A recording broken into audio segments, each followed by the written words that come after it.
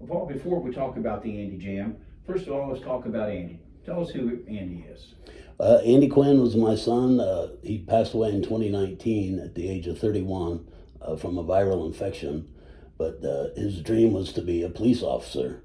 And he had obtained his peace officer training and was working as loss prevention officer at Kroger before he was sidelined with some back issues. And he never really got back to work, unfortunately, before he passed away.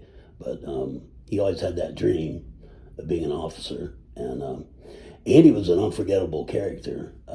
He was very funny. And if he spent more than 5 minutes with you, he could do a dead-on imitation of you. He would have your mannerisms, your favorite words, your inflections, your dialect. He would have it all down. And he had incredible memory for that kind of thing. And he always had a way to make me laugh, even if I didn't want to. And famously, a girl in his class at school had once said of him, "You got to be the funniest guy in the whole world." And we often repeated that because that's just the effect he had. Everybody around him, he would make them laugh. And you always knew when Andy was in the room. He had a larger-than-life presence. It was, I think, unusual, actually, for someone his age, from a very young age.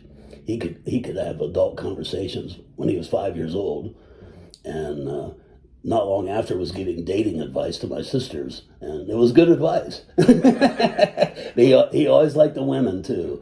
He always did very much. He famously approached a female that lived next door to us who was laying out in her bikini, and he was like 5 years old and 6 years old, and went over to her and said, "I like your belly." He wasn't sure what it was he liked, but he knew he liked it. Well, so this event is in honor of him, but it's more than just that. It's a fundraiser. Explain that to us.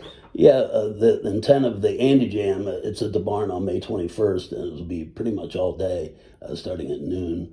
But so the intent is to both pay tribute to my son and the character that he was, and also to raise money for a scholarship that we're instituting at Zane State through NAMI, the National Alliance on Mental Illness, in Andy's name, for someone or future people to be able to attend the police academy at Zane State. And Andy didn't get to realize his dream, but maybe he can help somebody else reach theirs through the scholarship. And I thought it was a fitting way to pay tribute to him. And how many years have you done this so far? This will be the third year that we've done the jam. We've raised a little more than $4,000 so far, and the cost of tuition just keeps going up. Well, remind us the dates and the times and who's in the jam. Yeah, okay, yeah. The Andy Jam is going to be May 21st at the barn, starting at noon, and some pretty cool things happening there. Kicking off the day is a new lineup of old people, the Rolling Rockers, which has reunites members of the T-Birds that a lot of people would know around here locally. John and Hannah Moore with my cousin Twyla Quinn, and Casey Summers and Gary Fry. So it's kind of an all-star lineup, and exciting time because a lot of those people hadn't played together for a while.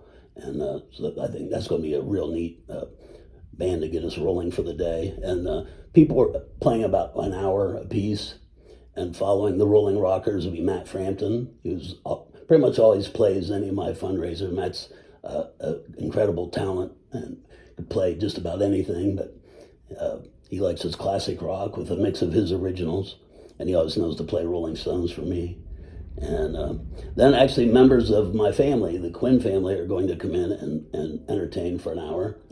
And if people don't know, my family's been performing around the state for 20 years in the name of recovery from mental illness and addiction. So we're bringing the family out to entertain. And then Steve Spires, who I have renamed just Spy, is coming out, I believe, with his band. And Steve's great. He has a lot of really good original songs and has a good take on some covers. And then wrapping up today will be Grounded, which is a classic rock band.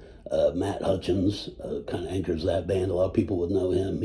He had played with the T-Birds at one time too, actually. And then throughout the day, we'll have drawings and raffles and auctions and such to help raise funds for the scholarship. There's no cover charge coming in, right? No cover charge. The bands are playing free. There's no cost to get in. We do seek any donations for prizes for the day. If there's anyone who would care to do that, they could take them to the barn or get a hold of me. I'm not hard to find, I don't think.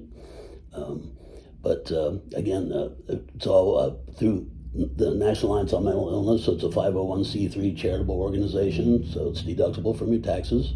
And if nothing else, come out that day, May 21st, to the barn and have a good time. Enjoy the music.